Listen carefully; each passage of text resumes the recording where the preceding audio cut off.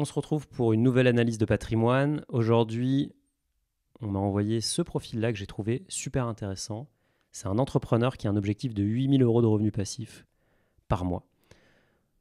Donc, son profil, patrimoine brut, 3,3 millions d'euros. Donc, on est vraiment sur un très gros patrimoine. Il faudrait qu'on regarde dans la distribution des Français, mais je pense que là, tu es déjà dans le top 1%, voire le top 0,1%. Patrimoine net, 3 millions d'euros. Donc, on est vraiment sur quelqu'un qui a beaucoup gagné d'argent dans sa vie et qui a très peu de dettes finalement. On voit que tu es très exposé aux actions, donc ça c'est grosse appétence au risque.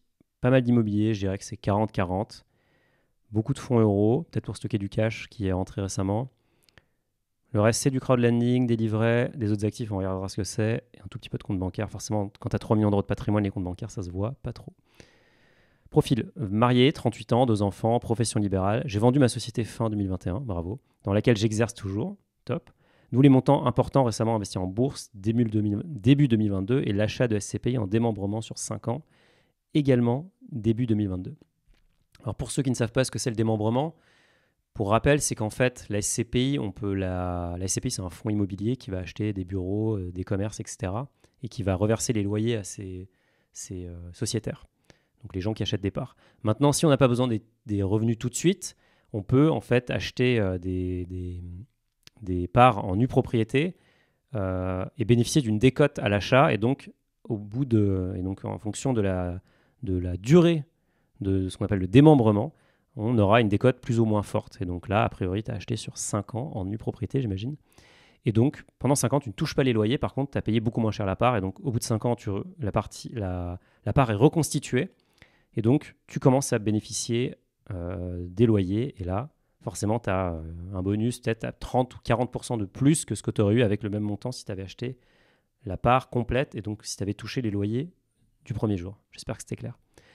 Actuellement, nous arrivons à mettre de côté 5 000 € chaque mois. C'est énorme. C'est énorme.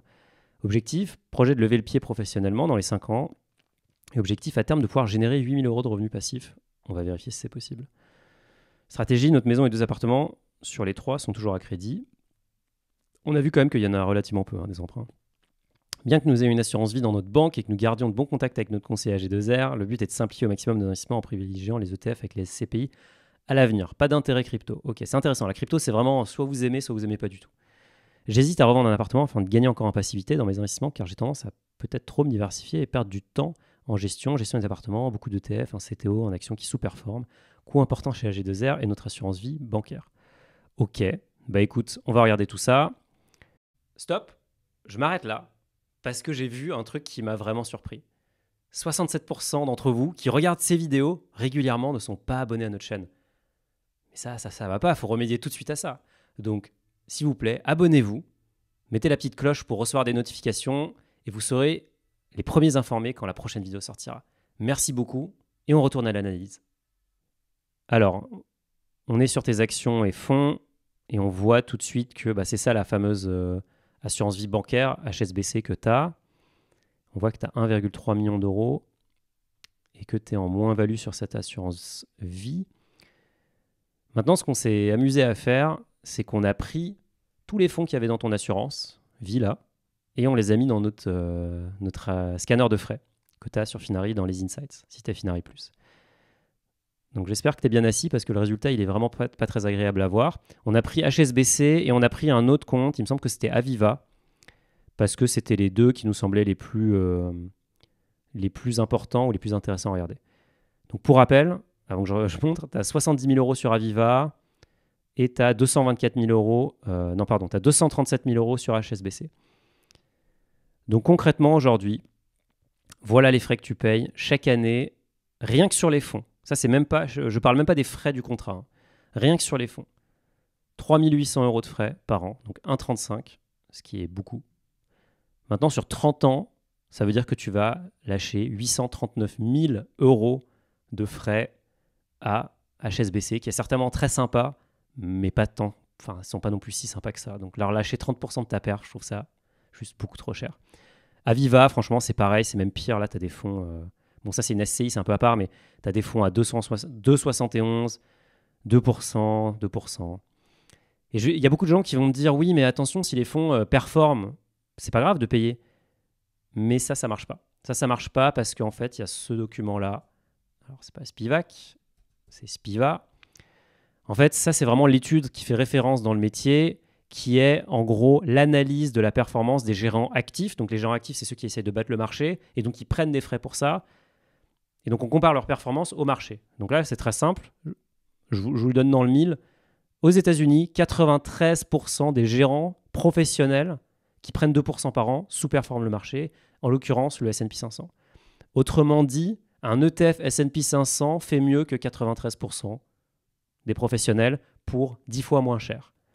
Donc si vous voulez payer 2% de frais par an pour sous-performer, bah en fait, c'est grave.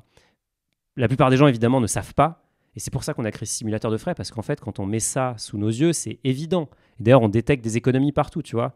Là, on te dit, sur quasiment chaque fonds, on est capable de donner un ETF qui fait exactement la même chose. Par exemple, ici, là, j'en prends au hasard.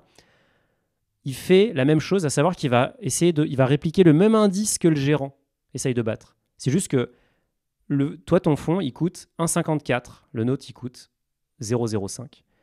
Ce fonds-là, Euroland Growth AC, 1,85. Le nôtre, c'est même un fonds HSBC. En plus, tu restes à la maison HSBC. Donc, c'est juste pour te montrer les économies que tu peux faire et tu pourrais avoir la même exposition. Maintenant, il y a un truc qui m'a un peu interpellé dans ton patrimoine. Enfin, dans ce que tu disais, c'est que tu disais que tu avais trop d'ETF. Et j'avoue que je ne vois pas trop l'intérêt d'avoir 15 000 ETF. Donc là, franchement, cette assurance vie, il faut s'en débarrasser. Il faut arbitrer. Là, il y a beaucoup trop de pertes, de frais. Donc l'arbitrage, évidemment, tu es en moins-value dessus, donc j'ai envie de dire, pourquoi pas la fermer et la réouvrir ailleurs. Pour info, les assurances vie, on ne peut pas les transférer d'un assureur à l'autre, on peut que les transférer à l'intérieur de l'assureur, donc c'est malheureusement une des dernières limitations vraiment qui embête les Français, mais bon, ça sautera bien un jour. Donc franchement là, ça vaut peut-être le coup de fermer l'assurance vie, de toute façon il n'y a pas de plus-value dedans, donc peu importe, et d'en ouvrir une autre chez un courtier en ligne. D'ailleurs, j'ai vu que tu avais déjà du Lynxea. J'ai aucun accord avec Lynxea. J'aime beaucoup ce qu'ils font, je m'en cache pas. Et franchement, pourquoi pas réinvestir chez eux? Maintenant, je vois que tu as beaucoup de fonds. Ça, c'est ton choix, tu vois. Pourquoi ne pas que mettre... Tu vois, là, tu as le S&P 500, l'Eurostock 50, le Nasdaq. Là, c'est un indice chinois. Emerging Markets. Bon, là, tu as de la dette. Tu as de la dette encore. Bon, tu as plusieurs trucs de dette. Pourquoi pas simplifier tout ça et mettre un MSCI World à la place? Parce que la réalité, c'est que peut-être que tu iras chercher plus de performance en ayant tous les fonds, en découpant vraiment l'indice, mais c'est quand même plus compliqué. Donc je pense que arbitrer HSBC vers une assurance vie qui est bien et qui est pas chère, en mettant peut-être tout sur un ETF ou en centralisant sur un S&P 500 ou sur un MSCI World, ça va te faire gagner beaucoup de temps. Je vois que tu as... Et tu vois, c'est pareil. Bon, là, on n'a pas fait Aviva, mais je peux déjà te le dire que si on a fait Aviva, mais si tu en as d'autres, tu vois, c'est un peu la même histoire. Je vois que tu as beaucoup de titres en général. Je pense que, et je reviens à mon étude Spiva, dis-toi que 93% des gérants professionnels qui ont une équipe d'analystes, qui ont accès à toute la donnée, qui rencontrent tous les chefs d'entreprise, les dirigeants, qui vont passer des heures à analyser les états financiers, qui ont des traders pour exécuter les ordres au meilleur moment, qui vont se couvrir, qui peuvent aller sur tous les marchés, ne battent pas le marché. Donc, faites du stock picking si vous voulez, mais la réalité, c'est que c'est super dur. C'est vraiment super dur. Et les professionnels n'y arrivent pas. Donc, pourquoi un particulier y arriverait? Donc, si tu veux te simplifier la vie, peut-être que le but, c'est de garder ton compte titre, te faire plaisir en achetant les titres qui t'intéressent, mais pas d'essayer d'aller faire de la perf et tu as 63 000 euros sur ce compte titre, peut-être d'aller plutôt rebalancer ça sur une assurance vie. D'ailleurs, même avoir 15 assurances vie, bon, il y a l'histoire du plafond des assureurs en cas de défaut, mais la réalité, c'est que c'est quand même des sociétés qui sont très, très, très, très robustes si vous allez chez les gros assureurs. Donc oui, il y a un mini-risque, mais ça ne sert à rien de multiplier les contrats, je trouve. Je trouve que c'est vraiment optimisé un peu à l'envers. Donc les frais, là, il faut faire quelque chose parce que tu vas déjà gagner, je te le dis, tu vas gagner 839 000 euros de frais, donc c'est énorme. Il y a un autre truc que je trouve intéressant, c'est que tu dis que la gestion de tes biens te prend beaucoup de temps. Et là, je trouve ça trop bien que tu aies des biens immobiliers. Et ça, c'est des biens locatifs. On voit là, biens locatifs, appartement 1, appartement 2, qui génèrent d'ailleurs des beaux cash flows. Tu vois, 483 euros par mois de cash flow. Bon, celui-là, il est en cash flow négatif, mais c'est pas très grave.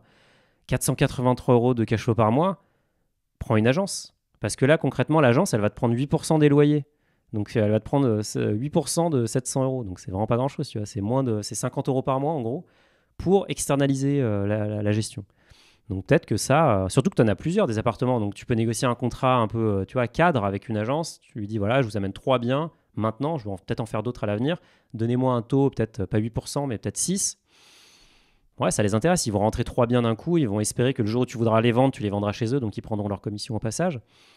Mais là, je pense que plutôt que de regarder une vente, moi, je regarderais une externalisation de la gestion déjà, parce que ça me semble quand même être des investissements intéressants. Et tu veux donc générer ces fameux 8 000 euros par mois. Et en fait, un autre truc qu'on a fait, c'est qu'on a regardé combien de revenus tu générais rien qu'avec ton immobilier. Donc ça, pour rappel, si vous êtes sur Finari, vous l'avez automatiquement. Bon là, c'est pas affiché, mais on est capable de vous afficher tous les dividendes de toutes vos SCPI. Donc là, toi actuellement, alors tu es en nue propriété, donc pour l'instant tu les as pas, mais quand tu seras en pleine propriété, tu les auras. Tu as en gros 2500 euros brut par mois, parce qu'évidemment tu payes, tu payes malheureusement les impôts fonciers qui sont assez violents en France. D'ailleurs, c'est un autre sujet, il faudra qu'on parle de la structuration de ton patrimoine. Mais en gros, allez, on simplifie, 2500 euros par mois, et tu as les revenus de tes biens locatifs. Donc tu es déjà à 4700 euros par mois. Donc pour rappel, ton objectif c'était 8000. Maintenant, si je prends mon petit simulateur qui est disponible, je vous mets le lien quelque part ici, et je rentre ton patrimoine. Donc on va juste prendre ton patrimoine boursier pour voir ce que ça donne. Je ne me souviens plus combien tu avais, mais tu avais 1,3 million. 1,3 million, on va dire, tu as dit dans 5 ans, tu voulais te mettre un peu au vert. Tu investis 5 000 euros par mois, donc 60 000 euros par an. C'est normal que ça soit négatif. Rendement 8%, parce que tu as du MSCI World, etc. Enfin, on va prendre un rendement moyen constaté, qui est celui-ci. On va mettre 3% d'inflation pour être plutôt conservateur. Rendement net 5%. On va partir du principe que tu investis, bon je simplifie, mais on va dire que tu investis via un PEA, même si tu as de l'assurance vie, etc. PEA plus intéressant que l'assurance vie, pour rappel. Pas de frais si c'est une banque en ligne. Alors oui, pour la succession, c'est moins intéressant, mais la réalité, c'est que là, maintenant, vous paierez moins d'impôts tout de suite. Donc c'est vraiment plus intéressant, l'avantage fiscal, mais moins de temps à se déclencher. Au bout de 5 ans, vous payez plus d'impôts sur la plus-value. Vous payez que la CSG-CRDS, 17%. Donc, ça nous emmène à 2 millions d'euros bruts, en prenant les paramètres que j'ai indiqués. Alors, je sais que dans les commentaires, il y en a qui vont me dire 8% par an, c'est pas garanti, etc. C'est vrai. Maintenant, c'est le rendement moyen qu'on constate quand même, donc c'est une bonne base. La plus-value, du coup, je retranche les impôts, et donc ça te donne 1,8 million net dans 5 ans sur ton patrimoine boursier. Ça veut dire que, et donc là, ce que j'ai fait, c'est un calcul tout simple, je suis parti du principe que tu allais vendre 4% de ton patrimoine boursier tous les ans. Et donc 4%, c'est le chiffre, ce qu'on appelle le taux de retrait sécure. C'est le taux de retrait qui te permet de ne pas consommer ton capital trop vite et donc d'être sûr qu'il va se régénérer même s'il y a une crise. Donc c'est ce qu'utilisent notamment les FIRE, tous ceux qui veulent être indépendants financièrement le plus vite possible. Donc là, rien qu'avec ça, tu générerais en gros, tu pourrais te verser 6 000 euros de revenus par mois. Et ça, si par exemple j'ajoute l'hypothèse que tu vas toucher, allez, 1,5% de dividendes sur ton portefeuille boursier, par mois, brut, ça te fait 2 300 euros de dividendes. Alors évidemment, il faut enlever les impôts, etc. On peut dire la fat tax. Donc tu vois, on peut le faire là. Alors, Google n'aime pas les virgules. Voilà. Mais en fait, ça c'était 1650. Donc 1650 de dividendes. 6 000 euros de revenus mensuels, plus les 4 000 euros de revenus immobiliers. Ben, en fait, j'ai envie de te dire que tu y es déjà, concrètement. Enfin, tu y es déjà. Dans 5 ans, tu y es quand même avec beaucoup de probabilités. Tu as une probabilité très forte d'y arriver. Et tu as 2 avantages énormes. C'est que tu as déjà un patrimoine très important. Tu as un potentiel d'appréciation qui est énorme avec les frais. Là, tu vas pouvoir faire des économies, mais de dingue. Et en plus, tu as cette capacité d'investissement qui est vraiment intéressante. Donc, tu peux continuer à aller constituer du capital. Et d'ailleurs, je voulais regarder, tu as très peu d'emprunts. Tu as 300 000 euros de passifs. Bon, tu n'as pas renseigné l'apport, je pense, parce que tu as un effet de levier qui est quasiment infini. Mais je pense, nous, on te dit qu'il y a 432 euros de capacité disponible. À mon avis, tu as beaucoup plus. À mon avis, tu as beaucoup plus. D'ailleurs, tu as des taux très bas, donc ça fait un petit moment que ces emprunts ils sont lancés. Peut-être aller faire de la dette pour faire d'autres appartements dont tu délègues la gestion. Le locatif, bien fait, dans l'ancien, c'est plus rentable que la SCPI. Mais ça demande plus de boulot, comme tu l'as dit. Donc c'est un choix. Tu peux faire de la SCPI, Tu peux faire du locatif, c'est à toi de voir ce qui t'intéresse le plus. La SCPI, c'est aussi une option intéressante, c'est clair. Tu peux d'ailleurs aussi faire du levier à des taux moins intéressants, mais tu peux faire du levier. C'est juste qu'il va falloir mettre de ta poche tous les mois pour compléter la mensualité. Le loyer des SCPI ne va pas couvrir la mensualité de ton emprunt. Sur le bien locatif, c'est possible. D'ailleurs, c'est le cas dans certains de tes biens. Mais dans l'ensemble, je vois rien d'impossible. Évidemment, personne ne peut. Les performances passées ne préjugent pas des performances à venir. Mais toute chose étant égale par ailleurs, il y a quand même des grandes chances que tu y arrives, surtout si tu fais les bons ajustements sur les frais. Et on va peut-être regarder encore ce que tu as, parce qu'il y avait pas mal d'autres actifs, donc ça m'intéresse. Donc tu as investi dans du private equity concrètement, hein, Idinvest. Alors Alto Innovation, qu'est-ce que c'est? On regarde ça rapidement. Hop. C'est un FCPI, donc tu vois, ça aussi, ça investit dans des entreprises innovantes, donc pareil, private equity. Donc c'est quand même assez important, 50 000 euros. Bon, j'imagine que tu as envie de te faire aussi plaisir et d'aller voir, il y a probablement des avantages fiscaux qui sont liés. Donc pourquoi pas? Pourquoi pas? Franchement, vu la taille de ton patrimoine, c'est complètement cohérent. Le dernier truc que je voulais te dire, c'est que tu dis tu as des bonnes relations avec ton conseiller AG2R.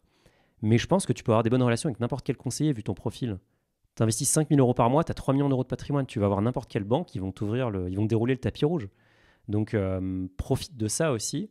Et le dernier point le dernier point d'attention, c'est, je ne sais pas comment ton patrimoine est structuré, mais vu les montants, la structuration avec quand même pas mal de revenus locatifs, c'est quand même intéressant de peut-être penser à une holding pour faire circuler l'argent à l'intérieur de la structure, éviter l'impôt sur le revenu.